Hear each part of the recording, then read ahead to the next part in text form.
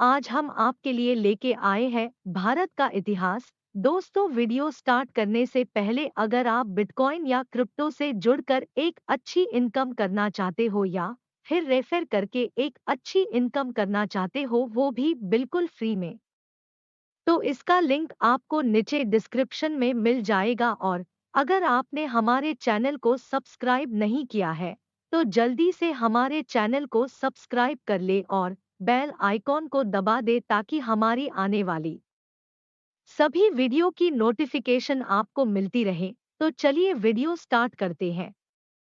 भारतीय इतिहास की शुरुआत लगभग 65,000 साल पहले होमो सेपियंस के साथ हुई थी।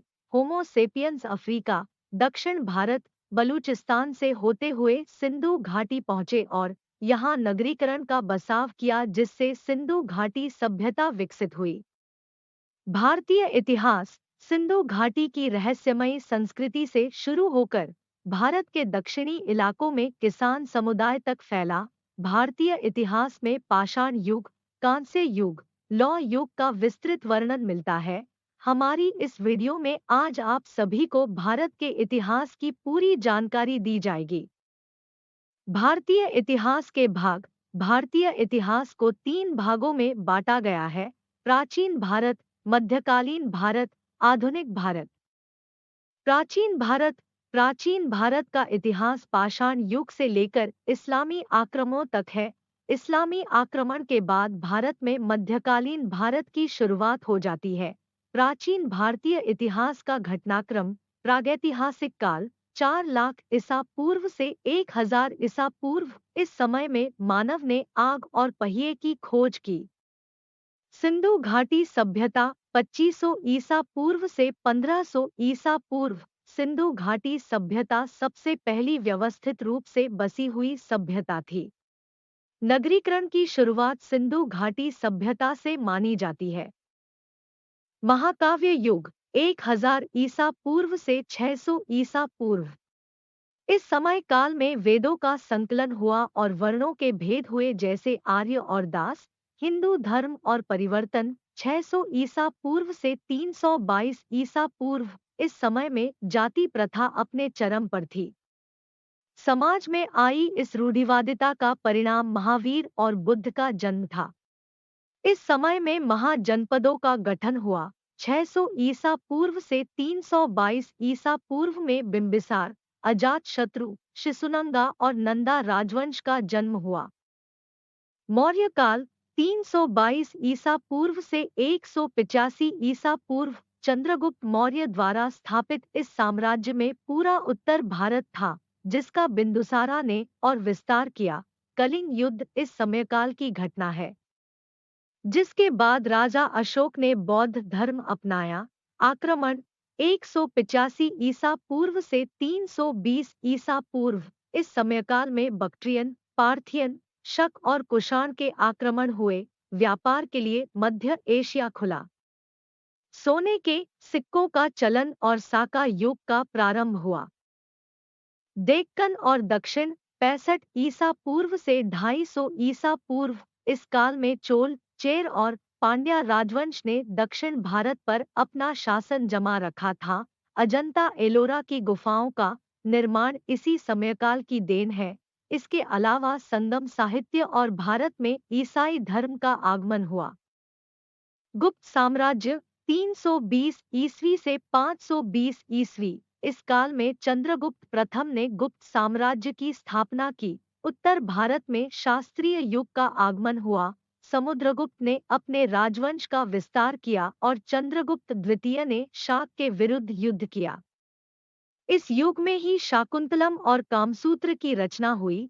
आर्यभट्ट ने खगोल विज्ञान में अद्भुत कार्य किए और भक्ति पंथ भी इस समय उभरा।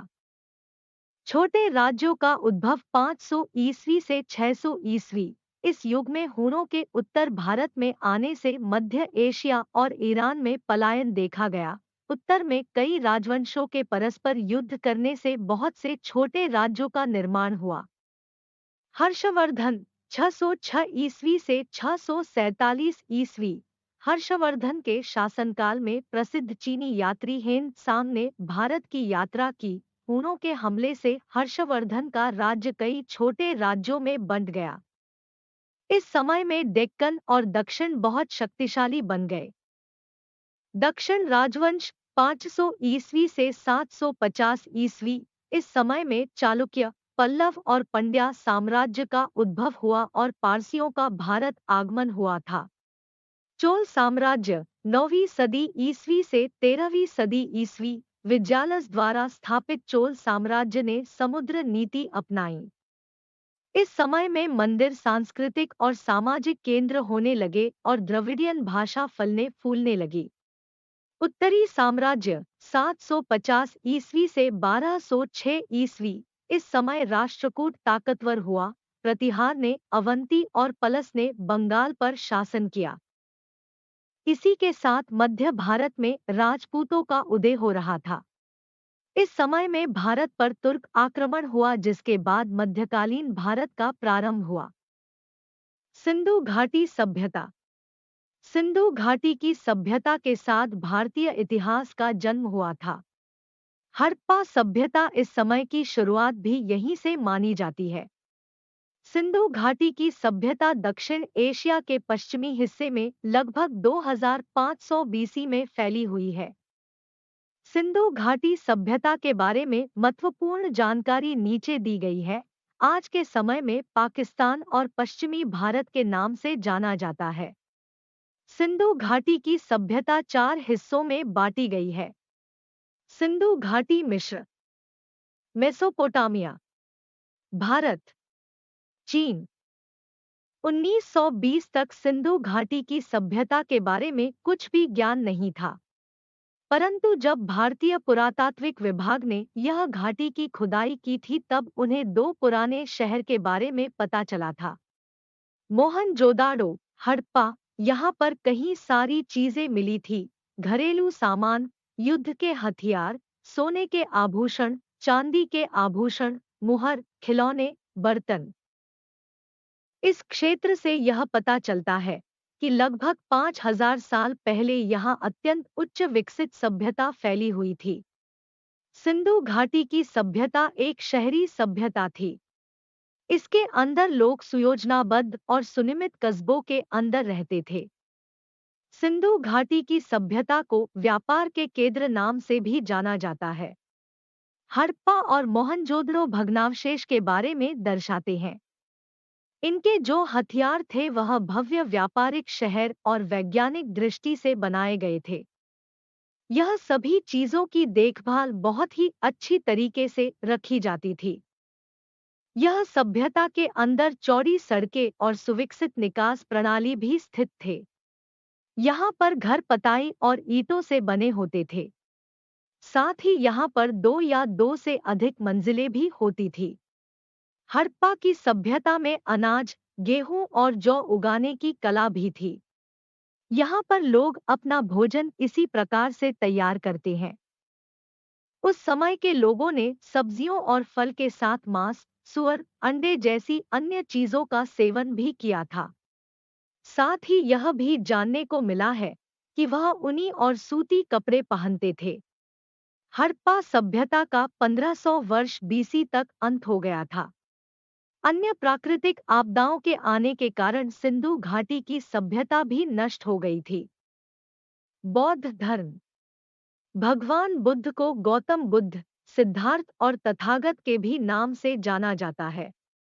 बुद्ध के पिता का नाम कपिलवस्तु था, वह राजा शुद्धोदन थे और इनकी माता का नाम महारानी महामाया देवी था। बुद्ध की पत्नी का नाम यशोधरा था और उनके पुत्र का नाम राहुल था। भगवान बुद्ध का जन्म वैशाख माह की पूर्णिमा के दिन नेपाल के लुम्बिनी में ईसा पूर्व 563 को हुआ। यह बात जानने के लिए मिली कि इसी दिन 528 ईसा पूर्व उन्होंने भारत के बोधगया में सत्य को जाना और साथ में इसी दिन वे 483 ईसा पूर्व को 80 वर्ष की उम्र में भारत के कुशीनगर में निर्वाण मृत्यु को उपलब्ध हुए। चलिए बौद्ध धर्म के बारे में विस्तार से जानते हैं। इस बात का उल्लेख भी किया गया है कि जब बुद्ध को सच्चे बोध की प्राप्ति हुई उसी वर्ष आषाढ़ की पूर्णिमा को वे काशी के पास मृगदाव, वर्तमान में सारनाथ, पहुंचे। यह बात भी जानने को मिलती है कि वहीं पर उन्होंने सबसे पहला धर्मोपदेश दिया, जिसमें उन्होंने लोगों से मध्यम मार्ग अपनाने के लिए कहा। साथ में इस बात का उल्लेख भी हुआ है कि 4 आर्य सत्य अर्थात दोहखों के कारण और निवारण के लिए अष्टांगिक मार्ग सुझाया, अहिंसा पर जोर दिया और यज्ञ, कर्मकांड और पशुबलि की निंदा की। गुप्त साम्राज्य। गुप्त साम्राज्य के 2 महत्वपूर्ण राजा हुए, समुद्रगुप्त और दूसरे चंद्रगुप्त द्वितीय। गुप्त वंश के लोगों के द्वारा ही संस्कृत की एकता फिर एकजुट हुई। चंद्रगुप्त प्रथम ने 320 ईस्वी को गुप्त वंश की स्थापना की थी और यह वंश करीब 510 ई तक शासन में रहा। 463 से 473 ईसा पूर्व में सभी गुप्त वंश के राजा थे, केवल नरसिंहगुप्त बालादित्य को छोड़कर। लादित्य ने बौद्ध धर्म अपना लिया था। शुरुआत के दौर में इनका शासन केवल मगध पर था, पर फिर धीरे धीरे संपूर्ण उत्तर भारत को अपने अधीन कर लिया था। गुप्त वंश के सम्राटों में क्रमश श्रीगुप्त, घटोत्कच, चंद्रगुप्त प्रथम, समुद्रगुप्त, रामगुप्त, चंद्रगुप्त द्वितीय, कुमारगुप्त प्रथम, महेंद्रादित्य और स्कंदगुप्त हुए। देश में कोई भी ऐसी शक्तिशाली केंद्रीय शक्ति नहीं थी जो अलग अलग छोटे बड़े राज्यों को विजित कर एक छत्र शासन व्यवस्था की स्थापना कर पाती। यह जो काल था वह किसी महान सेनानायक की महत्वाकांक्षाओं की पूर्ति के लिए सर्वाधिक सुधार का अवसर के बारे में बता रहा था। फलस्वरूप मगध के गुप्त राजवंश में ऐसे महान और बड़े सेनानायकों का विनाश हो रहा था। मौर्य साम्राज्य का परिचय।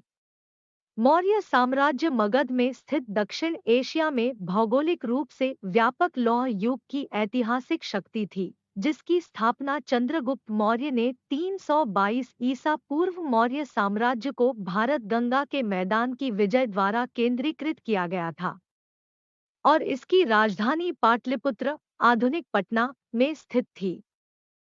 इस शाही केंद्र के बाहर साम्राज्य की भौगोलिक सीमा सैन्य कमांडरों की वफादारी पर निर्भर करती थी, जो इसे छिड़कने वाले सशस्त्र शहरों को नियंत्रित करते थे। अशोक के शासन 268 से 232 ईसा पूर्व के दौरान साम्राज्य ने गहरे दक्षिण को छोड़कर भारतीय उपमहाद्वीप के प्रमुख शहरी केंद्रों और धमनियों को संक्षेप में नियंत्रित किया। अशोक के शासन के लगभग 50 वर्षों के बाद इसमें गिरावट आई और पुष्यमित्र शुंग द्वारा बृहदराथ की हत्या और मगध में शुंग वंश की नींव के साथ 185 ईसा पूर्व में भंग कर दिया गया। मध्यकालीन भारत। मध्यकालीन भारत की शुरुआत भारत पर इस्लामी आक्रमण से मानी जाती है। वर्तमान के उज़्बेकिस्तान के शासक तैमूर और चंगेज खान के वंशज बाबर ने सन 1526 में खैबर दर्रे को पार किया और वहां मुगल साम्राज्य की स्थापना की, जहां आज अफगानिस्तान, पाकिस्तान, भारत और बांग्लादेश है। बाबर के भारत आने के साथ भारत में मुगल वंश की स्थापना हुई। सन 1600 तक मुगल वंश ने भारत पर राज किया। सन 1700 के बाद इस वंश का पतन होने लगा और ब्रिटिश सत्ता फैलने लगी। भारत के पहले स्वतंत्रता संग्राम के समय सन 1857 में मुगल वंश का पूरी तरह खात्मा हो गया। मध्यकालीन भारत का घटनाक्रम। प्रारंभिक मध्यकालीन युग 8वीं से 11वीं शताब्दी। इस समयकाल में गुप्त साम्राज्य के पतन के बाद और दिल्ली सल्तनत का प्रारंभ हुआ, जिसके परिणाम स्वरूप भारतवर्ष कई छोटे राज्य में बटा हुआ था। गत मध्यकालीन युग 12वीं से 18वीं शताब्दी। इस समयकाल में पश्चिम में मुस्लिम आक्रमणों ने तेजी पकड़ ली थी, तो दूसरी तरफ दिल्ली सल्तनत में गुलाम वंश, खिलजी वंश, तुगलक वंश, सैयद वंश और लोदी वंश का उद्भव हुआ। विजयनगर साम्राज्य का उदय। विजयनगर साम्राज्य की स्थापना हरिहर तथा बुक्का नामक 2 भाइयों ने की थी। यह उस समय का एकमात्र हिंदू राज्य था जिस पर अलाउद्दीन खिलजी ने आक्रमण किया था, जिसके बाद हरिहर और बुक्का ने मुस्लिम धर्म अपना लिया।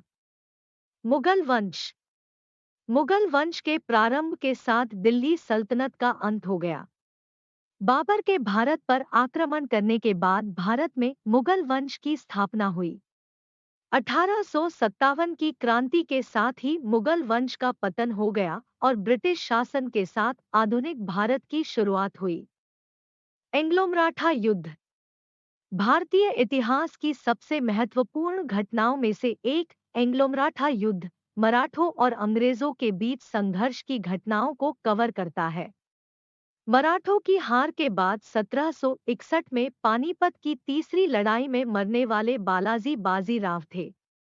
वह अपने बेटे माधव राव द्वारा सफल हो गया था, जबकि बालाजी बाजीराव के भाई रघुनाथ राव अगले पेशवा बन गए। अंग्रेजों ने 1772 में माधव राव की मृत्यु के बाद मराठों के साथ पहला युद्ध लड़ा। यहाँ उन घटनाओं का सारांश है जो मध्यकालीन भारत के इस महत्वपूर्ण चरण को समझने में आपकी मदद करेंगे, जो एंग्लो मराठा युद्ध के दौरान हुई थी। माधवराव प्रथम की मृत्यु के बाद मराठा शिविर में संघर्ष हुआ। नारायण राव पेशवा बनने की राह पर थे, हालांकि उनके चाचा रघुनाथराव ने भी पुजारी बनना चाहा। इसलिए अंग्रेजी के हस्तक्षेप के बाद सूरत संधि पर 1775 में हस्ताक्षर किए गए थे। संधि के अनुसार रघुनाथराव ने सालसेट और बेस्सीन के बदले में 2500 सैनिकों को अंग्रेजी में दिया। वारेन हेस्टिक्स के तहत ब्रिटिश कलकत्ता परिषद ने इस संधि को रद्द कर दिया और पुरंदर संधि 1776 में कलकत्ता परिषद और एक मराठा मंत्री नाना फडणवीस के बीच संपन्न हुई। नतीजतन केवल रघुनाथराव को पेंशन प्रदान की गई और अंग्रेजों ने सालसेट को बरकरार रखा। लेकिन बंबई के ब्रिटिश प्रतिष्ठान ने इस संधि का उल्लंघन किया और रघुनाथराव को ढाल दिया। 1770 में नाना फडणवीस ने कलकत्ता परिषद के साथ अपनी संधि के खिलाफ जाकर फ्रांस के पश्चिमी तट पर एक बंदरगाह प्रदान किया। इसने अंग्रेजों को पुणे भेजने के लिए नेतृत्व किया। पुणे के पास वडगांव में एक लड़ाई हुई जिसमें महादजी शिंदे के अधीन मराठों ने अंग्रेजी पर एक निर्णायक जीत का दावा किया। 1779 में अंग्रेजों को वाडगाम संधि पर हस्ताक्षर करने के लिए मजबूर किया गया था। एंग्लो मराठा युद्धों के अंत में सालबाई की संधि 1782 में संपन्न हुई, जिसने इंडियन हिस्ट्री में एक घटनापूर्ण मील का पत्थर बनाया। मुगल साम्राज्य के तहत व्यापार का विकास। मुगल साम्राज्य का उदय भारतीय इतिहास में भी एक महत्वपूर्ण मोड़ है। मुगल साम्राज्य के आगमन से भारत में आयात और निर्यात में वृद्धि हुई। विदेशी लोग व्यापार के लिए भारत आने लगे, जैसे डच, यहूदी, ब्रिटिश। पूरे क्षेत्र में बड़ी संख्या में भारतीय व्यापारिक समूह फैले हुए थे। इनमें लंबी दूरी के व्यापारी सेठ और बोहरा शामिल थे। बनिक स्थानीय व्यापारी बंजारों ने अक्सर बैलों की पीठ पर अपने माल के साथ लंबी दूरी की यात्रा की। व्यापारियों का एक और वर्ग जो थोक वस्तुओं के परिवहन में विशेषज्ञता रखते थे। साथ ही नदियों में नावों पर भारी सामान लाया जाता था। हिंदू, जैन और मुसलमान गुजराती व्यापारियों में से थे, जबकि ओसवाल, महेश्वरियां और अग्रवाल राजस्थान में मारवाड़ी कहे जाने लगे। दक्षिण भारत में सबसे महत्वपूर्ण व्यापारिक समाज Coromandel, the Chettis, the Muslim Malabar व्यापारियों आदि बंगाल चीनी चावल के साथ साथ नाजुक मलमल और रेशम के तट पर थे। गुजरात, जहां से बढ़िया वस्त्र और रेशम उत्तरी भारत में ले जाया जाता था, विदेशी वस्तुओं के लिए एक प्रवेश बिंदु था। कुछ धातुएं जैसे धातुएं भारत में मुख्य आयात थी। कॉपर और टिन, वॉरहॉर्स और वॉरहॉर्स, हाथी दांत, सोने और चांदी के आयात सहित लग्जरी टुकड़े व्यापार द्वारा संतुलित है। मुगल साम्राज्य के तहत कला और वास्तुकला। भारतीय ऐतिहासिक स्मारकों का ढेर मुगलों के शासनकाल के दौरान बनाया गया और भारतीय इतिहास का एक अनिवार्य हिस्सा बन गया। यहाँ मुगल साम्राज्य के तहत लोकप्रिय कला और वास्तुकला का एक सारांश है। मुगल बहते पानी के साथ उद्यान बिछाने के शौकीन थे। मुगलों के कुछ बाग कश्मीर के निशात बाग, लाहौर के शालीमार बाग और पंजाब के पिंजौर के बाग में हैं। शेरशाह के शासनकाल के दौरान बिहार के सासाराम में मकबरा और दिल्ली के पास पुरान किला बनाया गया था। अकबर की सुबह के साथ व्यापक पैमाने पर इमारतों का निर्माण शुरू हुआ। कई किले उसके द्वारा डिजाइन किए गए थे और सबसे प्रमुख आगरा का किला था। इसे लाल बलुआ पत्थर से बनाया गया था। उनके अन्य गढ़ लाहौर और इलाहाबाद में हैं। दिल्ली में प्रसिद्ध लाल किला का निर्माण शाहजहां ने अपने रंग महल, दीवाने आम और दीवाने ख्वासस्व के साथ करवाया था। फतेहपुर सीकरी में एक महल सह किला परिसर भी अकबर, विजय शहर द्वारा बनाया गया था। इस परिसर में कई गुजराती और बंगाली शैली की इमारतें भी पाई जाती हैं। उनकी राजपूत माताओं के लिए संभवतः गुजराती शैली की इमारतों का निर्माण किया गया था। इसमें सबसे राजसी संरचना जामा मस्जिद और इसके प्रवेश द्वार है, जिसे बुलंद दरवाजा या बुलंद गेट के रूप में जाना जाता है। प्रवेश द्वार की ऊंचाई 176 फीट है।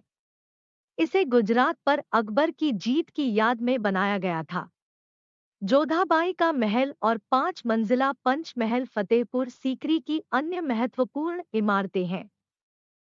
हुमायूं का मकबरा दिल्ली में अकबर के शासन के दौरान बनाया गया था और इसमें संगमरमर का एक विशाल गुंबद था। अकबर का मकबरा आगरा के पास सिकंदरा में जहांगीर ने बनवाया था। आगरा में इत्माद दौला के मकबरे का निर्माण नूरजहां ने करवाया था। ताजमहल का निर्माण यह पूरी तरह से सफेद संगमरमर से बना था, जिसमें अर्धकीमती पत्थरों से बनी दीवारों पर पुष्प डिजाइन थे। शाहजहां के शासनकाल के दौरान यह विधि अधिक लोकप्रिय हो गई। शाहजहां द्वारा निर्मित ताजमहल को इतिहास के 7 आश्चर्यों में से एक माना जाता है। इसके निर्माण के लिए पिएट्रा ड्यूरा प्रक्रिया का व्यापक स्तर पर उपयोग किया गया था। इसमें उन सभी स्थापत्य रूपों को शामिल किया गया है जो मुगलों ने बनाए थे। ताज की मुख्य महिमा विस्तृत गुंबद और 4 पतला मीनारें हैं, जिनकी सजावट को न्यूनतम रखा गया है। अवध का इतिहास। अवध के इतिहास की महत्वपूर्ण घटनाएं नीचे दी गई है। अवध उत्तर भारत का ऐतिहासिक क्षेत्र था, जो अब उत्तर प्रदेश राज्य का उत्तर पूर्वी भाग है। इसने अपना नाम कोसला की राजधानी अयोध्या साम्राज्य से लिया और 16वीं शताब्दी में मुगल साम्राज्य का हिस्सा बन गया। 1800 में ब्रिटिश ने अपने साम्राज्य के हिस्से के रूप में खुद को अधीन कर लिया। 1722 में अवध का सूबा आजाद हुआ। मुगल सम्राट मोहम्मद शाह ने एक फारसी शिया को सआदत खान को अवध का गवर्नर नियुक्त किया।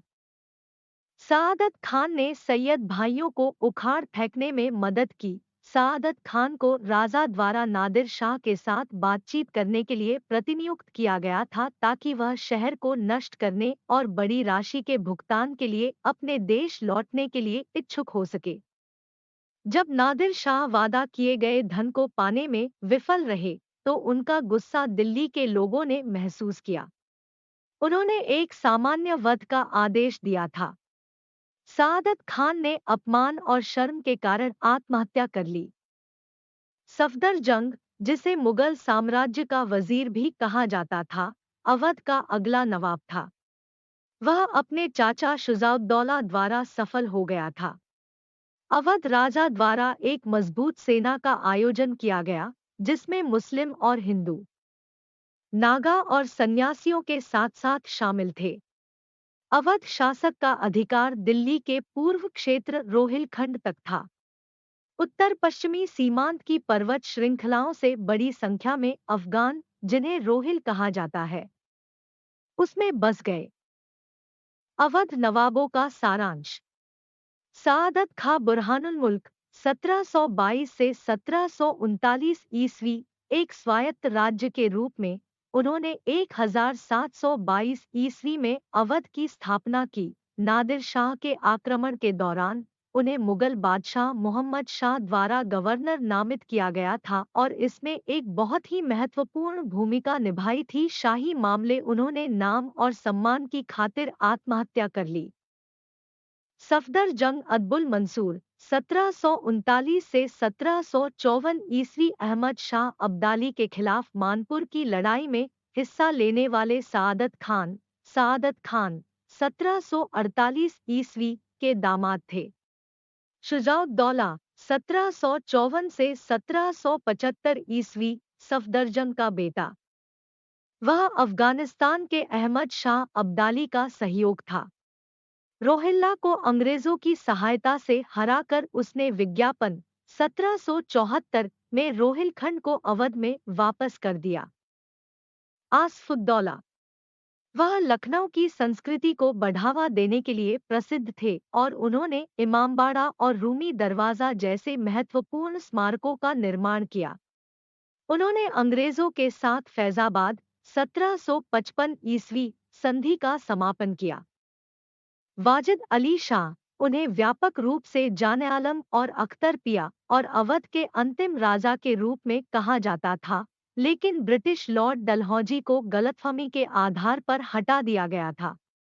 शास्त्रीय संगीत और नृत्य शैलियों के कालकाबिंदा भाइयों जैसे कलाकारों के साथ वहां के दरबार में स्पॉट किए गए।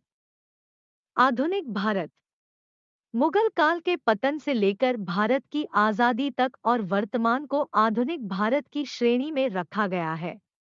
20वीं शताब्दी के प्रारंभ में अंग्रेजी शासन से स्वतंत्रता प्राप्ति के लिए भारत में संघर्ष प्रारंभ हो गए थे। इस समयकाल ने आंदोलन, क्रांति, विरोध को जन्म दिया। आधुनिक भारत का घटनाक्रम, क्षेत्रीय राज्यों का उदय और यूरोपीय शक्ति। इस समय में पंजाब, मैसूर, अवध, हैदराबाद, बंगाल जैसे छोटे राज्यों का विस्तार हुआ। इसके साथ ही पुर्तगाली उपनिवेश, डच उपनिवेश, फ्रांसीसी उपनिवेश और अंग्रेज उपनिवेश की स्थापना हुई। ब्रिटिश सर्वोच्चता और अधिनियम। इस समय ने बक्सर की लड़ाई, सहायक संधि, व्यपगत का सिद्धांत, regulating act 1773, Pitt's India act 1784, charter अधिनियम 1793-1813 का चार्टर अधिनियम, 1833 ईस्वी का चार्टर अधिनियम, 1853 ईस्वी का चार्टर अधिनियम, 1858 ईस्वी का भारत सरकार अधिनियम, 1861 का अधिनियम, 1892 ईस्वी का अधिनियम, 1909 ईस्वी का भारतीय परिषद अधिनियम, भारत सरकार अधिनियम, 1935 मोंटेग्यू चेम्सफोर्ड सुधार अर्थात भारत सरकार अधिनियम 1919 जैसे घटनाओं को अंजाम दिया। 18वीं सदी के विद्रोह और सुधार। इस समय काल में रामकृष्ण, विवेकानंद, ईश्वरचंद विद्यासागर, डेजेरियो और यंग बंगाल, राममोहन रॉय और ब्रह्मा समाज जैसे समाज सुधारकों का जन्म हुआ। भारतीय राष्ट्रीय आंदोलन। इस समय काल में भारत को ब्रिटिश शासन से स्वतंत्र कराने के लिए कई प्रकार के आंदोलनों का उद्भव हुआ, जैसे शिक्षा का विकास, भारतीय प्रेस का विकास, भारतीय राष्ट्रीय कांग्रेस, जलियांवाला बाग, मुस्लिम लीग की स्थापना, रॉलट विरोधी सत्याग्रह, स्वदेशी आंदोलन, अराजक और रिवोल्यूशनरी अपराध अधिनियम 1919, खिलाफत और असहयोग आंदोलन, Simon commission, Nehru report, Bharat छोड़ो आंदोलन, कैबिनेट मिशन प्लान, अंतरिम सरकार, संवैधानिक सभा, माउंटबेटन योजना और भारत के विभाजन, दक्षिण भारत में सुधार, पश्चिमी भारत में सुधार आंदोलन, सैयद अहमद खान और अलीगढ़ आंदोलन, मुस्लिम सुधार आंदोलन आदि। भारत की सभ्यता कितनी पुरानी है? भारत की सभ्यता को लगभग 8000 साल पुरानी माना जाता है। भारतवर्ष का नाम भारत क्यों पड़ा? माना जाता है कि ऋषभदेव के पुत्र भरत के नाम पर भारत नाम पड़ा। इतिहास में कितने काल हैं? 4। इतिहास को कितने कालखंडों में बांटा गया है? 3 प्राचीन काल, मध्यकालीन काल, आधुनिक काल। आशा करते हैं कि आपको इंडियन हिस्ट्री के बारे में पूर्ण जानकारी मिल गई होगी। Thanks for watching my video. Like and share and subscribe my channel AJ Quotes.